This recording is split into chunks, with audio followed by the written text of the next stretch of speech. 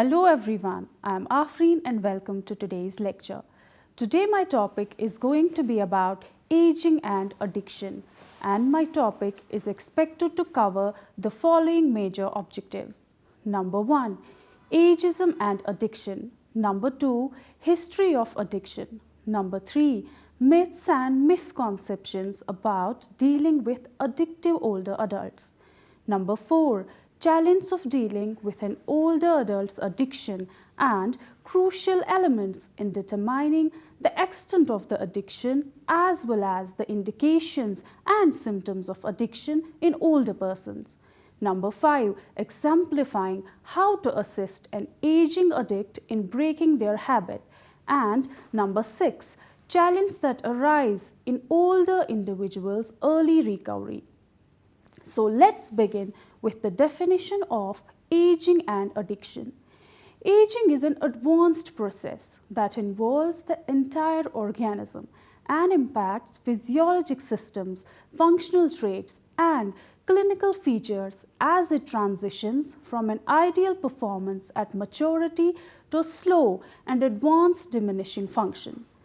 Addiction, on the other hand, is a chronically relapsing disorder characterized by the compulsion to seek and take alcohol, medicine, or drug, loss of control in limiting intake, and the emergence of a negative emotional state, for example, dysphoria, anxiety, and irritability when access to the drug is prevented. The behavior of an addict is fairly predictable. This is because moods, cravings, and substance use happen in a circular pattern. Now, the question of whether alcoholism is a disease or a sin troubled our ancestors. Is addiction brought on by the gods, the substance, the person's vulnerability, or social or psychological factors? Leaders of the Catholic Church believed that drinking alcohol in moderation was a blessing from God, but abusing it was immoral.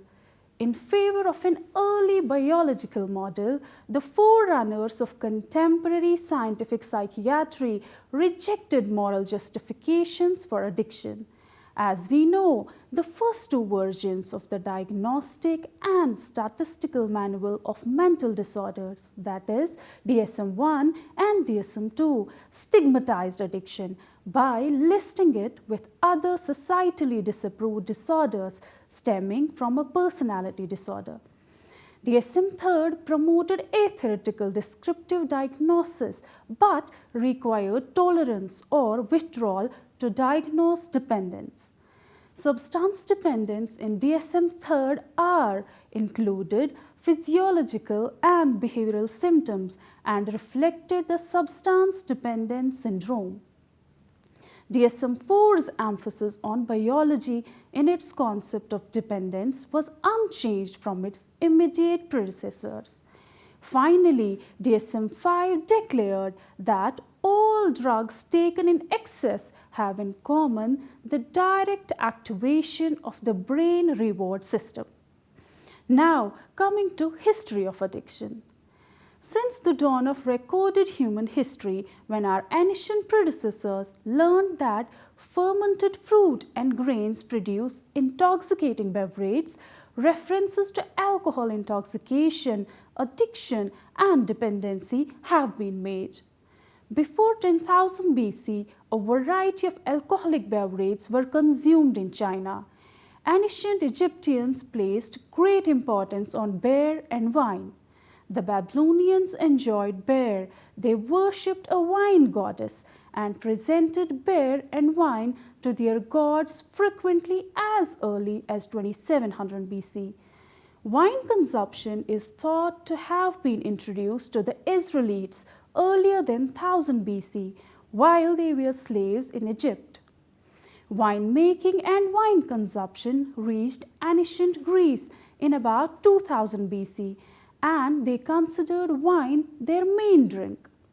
The ancient Romans viewed wine as a daily necessity and referred to its consumption as democratic because all strata of Roman society apparently had access to it. Nonetheless, the Hebrew and Christian Bibles, the Quran, and many Eastern religious texts refer to wine and beer intoxication and its negative effects on behavior.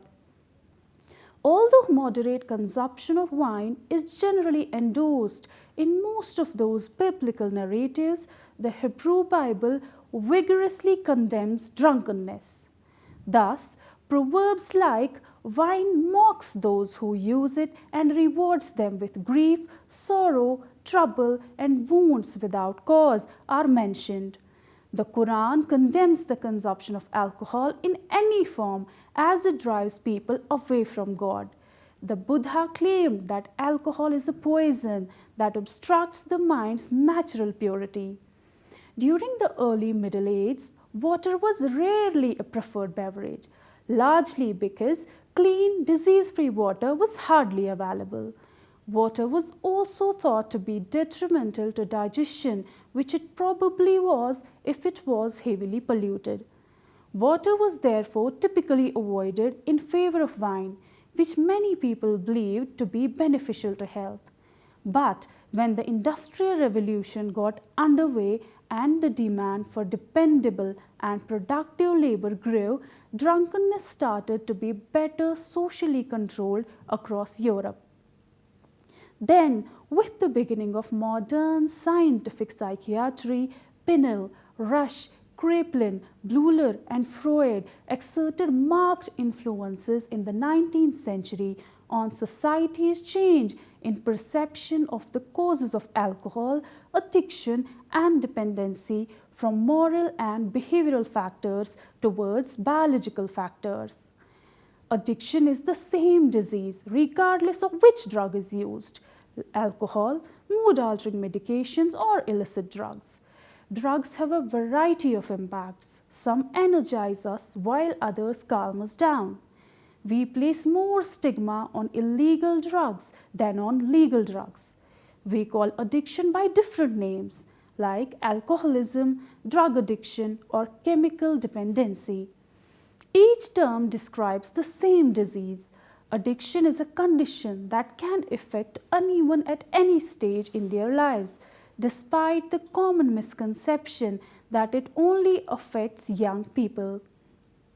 A variety of elements come together throughout our senior years to raise the likelihood of substance addiction problems. The aging process is complex, and many people battle health issues that have a negative emotional and physical impact. Various factors such as widowhood, divorce, isolation, poor health status, depression, and anxiety may predispose older adults to initiate or persist in using psychoactive substances. It seems natural that the golden years are frequently accompanied by tension and anxiety, especially when you include financial worries and the potential need to move into an assisted living facility or nursing home. The prevalence of addiction among persons over 60 is rising. A growing percentage of senior citizens in America were abusing alcohol and prescription medications even before the COVID-19 pandemic struck in 2020. Seniors' usage of drugs is at an all-time high when you take into account factors including social isolation, fear of getting COVID virus infection, and other factors. Substance abuse and misuse by older adults often go unnoticed, not only by friends and relatives, but also by healthcare professionals. As the signs of substance abuse in older adults are often difficult to distinguish from other health problems in the elderly, it's important that healthcare professionals directly ask about drinking habits, use of illegal substances, and prescription and over-the-counter drug use. For example, an elderly person you know is having balance problems and difficulty remembering things. What's your first thought? Well, it's to be expected. It's just old age. I hope it's not Alzheimer's. Would you ever think it could be substance abuse? The use of alcohol and drugs by older adults presents important challenge for clinical psychologists. Coming to another objective of my topic, which is most common myths and misconceptions about addiction in older adults. And first myth is it's temporary. People drink for many different reasons: to follow social customs, reduce stress, unwind at the end of the day, lower inhibitions, self-medicate grief, and the list goes on. Choosing alcohol to solve problems is always an unhealthy choice. Alcohol only masks problems and prevents people from working through their issues. If the drinking stops, the problem still exists. Sometimes the drinking doesn't stop. Instead, it triggers the disease of chemical dependency. When this happens, the older person now drinks only to satisfy his or her addiction. And second myth related to addiction is he's always been strong-willed. He claims to be able to regulate his drinking on his own. But addiction is a disease that cripples the will. It is a brain disease. In other words, addiction isn't controlled by willpower. Willpower is disabled by addiction. When an addicted person is in the late stages of the disease, the loss of control is almost complete. Another myth is she can't be addicted. Her doctor prescribes the pills she takes. Quite a few pharmaceuticals are habit-forming, mood-altering medicines. While they may play an important role in medicine, a certain number of people who use them can become addicted. A doctor's beliefs about aging may lead to unnecessary or excessive drug therapies for older patients.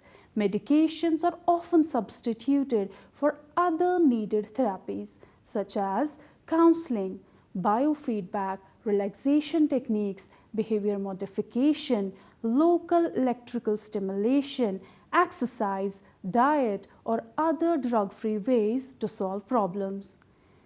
Although it is true that older adults have increased medical needs, yet the numbers still ask the question, are our elders over-medicated? For an elderly patient's complaints of insomnia, for instance, a sleep inducer that shouldn't be used for more than a week or two is instead prescribed for several years. Ageism prevents many doctors from viewing good-natured grandmothers as drug addicts, and therefore they are less observant of their drug-seeking behaviors. Next myth is, my grandfather is too old to change. Older adults not only can change, but they have the highest rate of success in the treatment of any age group. Treatment may take longer because of complex detoxification and more elaborate medical issues, but the ability to follow through with commitments and strong work ethics serves our elders well in building lasting programs of recovery. And the last myth is, at her age, what difference does it make? This thinking is influenced by ageism and the stereotype that older people have little value. But many of the greatest psychologists and religious teachers would say that the later years are the most important years for spiritual growth, self-actualizing, and modeling personal integrity for younger generations. Psychological development in later adulthood is much more obvious in integrative functions such as wisdom and transcendence. All we can do is challenge the myths we have accepted as facts and tell our family members to do the same. Together, we can make a huge difference and may even save our aging relative's life. Now, let us talk about another objective, which is some concerns and challenges of dealing with an older adult's addiction and crucial elements in determining the extent of the addiction as well as the indications and symptoms of addiction in older persons. First challenge is the older adult's addiction affects the health of the spouse and anyone else closely involved. The stress of living with an alcoholic can seriously affect the health of the entire family. For alcoholics, the drug has a direct impact on the body's tissues and organs. This is called somatic illness, meaning affecting the body. The drug is directly changing the organs. But for spouses and others, the emotional change caused by their relationship with the alcoholic directly impact their own tissues and organs. This is called a psychosomatic illness, which means the psyche, that is, mind, is changing the soma, which is body. Addiction is a family disease. No one close to an alcoholic remains unaffected. Next is when assistance turns into enabling. We are quick to intervene on behalf of our loved ones when they are in need. We are willing to donate our time, money, and compassion. In each and every manner we can, we try to simplify matters for them. But when the trouble is addiction, making things easier is called enabling. Some methods used to stop the enabling process are not appropriate for many older adults. We often hear about tough love or letting the alcoholic hit bottom. These terms refer to standing back and not helping the alcoholic in any way. In doing so, the consequences come crashing down around the alcoholic, and one hopes motivates him to reach out for help. This hardline approach is often not advisable for aging alcoholics, especially when they are unable to care for themselves. For an older person, the hitting bottom often means death. Learning not to enable the disease of addiction requires education and loving honesty. Don't do what the alcoholic can do for himself. Stop managing the problem.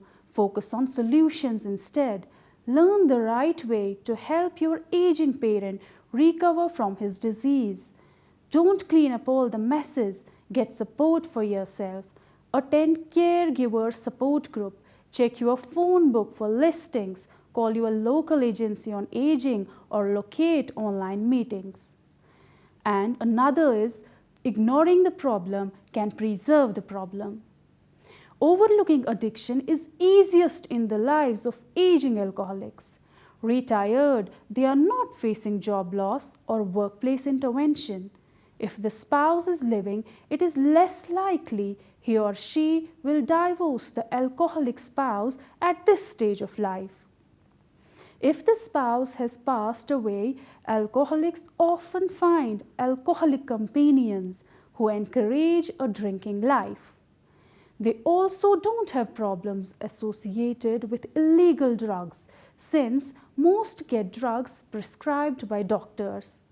Since older alcoholics aren't raising children, employed, or driving as much, alcoholism is less likely to get in other people's way. It is more easily ignored. Many of the consequences older people experience are related to health, social activities, nutrition, and family life, and ignoring the problem can preserve the problem. Next is ways older adults misuse medications. When drugs come from a doctor's prescription pad, misuse is harder to identify. We assume pharmaceutical drugs are only used for treating medical conditions. But many older adults take medications for non-medical reasons. Older adults misusing medications often believe they are following doctor's orders. They are unintentional misusers. Addiction to prescription drugs often use or misuse evolves into addiction. They become preoccupied with the drug. Addiction to prescription drugs is harder to detect than addiction to street drugs. We aren't surprised when someone using illegal drugs becomes addicted. We almost expect it. But we don't expect people using mood-altering prescription drugs to become addicted, especially our aging parents and grandparents. Getting drugs from a doctor appears legal, legitimate, and safe. In order to maintain the status quo of addiction, older adults unconsciously use defense mechanisms to prevent others from interfering, and some of the most commonly used defense mechanisms are: first one is denial, which is the most common defense used by all addicted people. But when the drugs are prescribed by a doctor, denial is more resilient and tougher to break through. Other defense mechanisms like rationalizing, minimizing, and projecting sustain denial. An older adult uses rationalization to prove he or she doesn't have a drug problem. A classic line of rationalization is, "The doctor gives me these pills for pain. Without them, I couldn't live with the pain. Do you want me to suffer like that?" Minimizing is another defense mechanism, which is an attempt to make the problem look insignificant. An older adult may say something like this: "You are making a big fuss over nothing, dear. My doctor knows exactly how many sleeping pills I take, and he says it's perfectly all right if I take an extra one when I really need it." Feeling a little drowsy once in a while is better than not sleeping at all. Minimizing is a way of making you believe your perceptions of the problem are exaggerated and faulty. And projection, a well-known defense mechanism, is how an addicted older adult keeps the focus off himself by placing it onto others. Projection usually sounds like blame. You're always complaining and nagging. When an addicted person uses projection, you quickly find you are defending yourself, and the point you were making about drug use is lost in the shuffle. Understand the fact that addicts are not lying when they say they aren't dependent on chemicals. They are truly unaware of their dependency. Do you know, you probably don't realize that you and the addict are speaking two different languages. To you, addiction is an obvious problem and sobriety is the logical solution. But to the addict, addiction is not the problem, it's the solution. The problem is anybody or anything that gets in the way of his consumption of an addiction. You are talking about addiction as the problem, he is talking about you as the problem. Now let us talk about different worldviews. The worldview of our elders is reflected in their maxims like, "Don't air your dirty laundry, put your best foot forward, buck up, actions speak louder than words, make the best of it, look on the bright side, you have nothing good to say nothing at all, take the good with the bad, hold your tongue, put on a happy face. Who do you think you are?" How we experience our world is largely a factor of when we were born. Older adults think and speak differently than their children and grandchildren. Older adults were raised to value hard work, a solid reputation, personal achievement, and self-sacrifice. Life isn't about feeling good, it's about doing good. Complaining gets you nowhere. If you stumble and fall, you are expected to get up, dust yourself off, and never look back. While younger generations spend time processing their feelings and working on issues, the older ones find it more sensible to pull weeds in the garden and get the ironing done. Nothing a little hard work can't put right, they might say. Talking about their problems in a treatment setting is a direct opposition to the way they handle life's problems.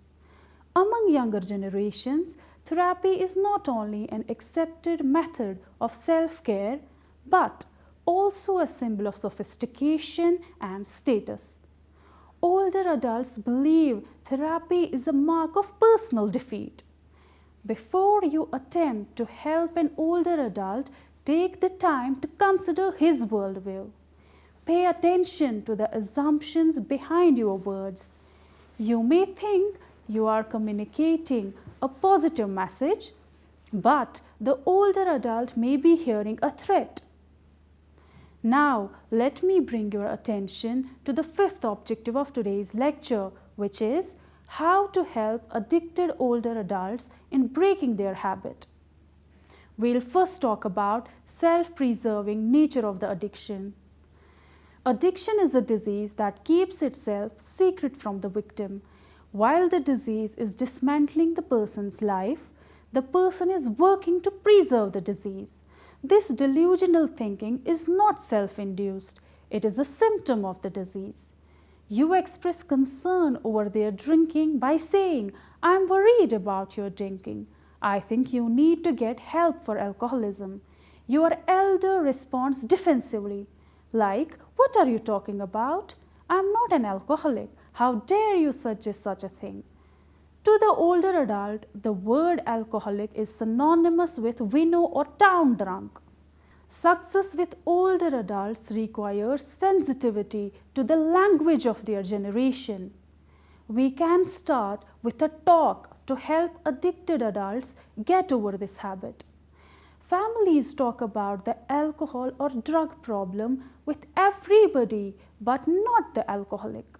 Of course, we can't talk about chemical dependency the same way we would talk about the house needing a coat of paint. We may show up as friends, but they see us as enemies. We are at a distinct disadvantage before we open our mouths.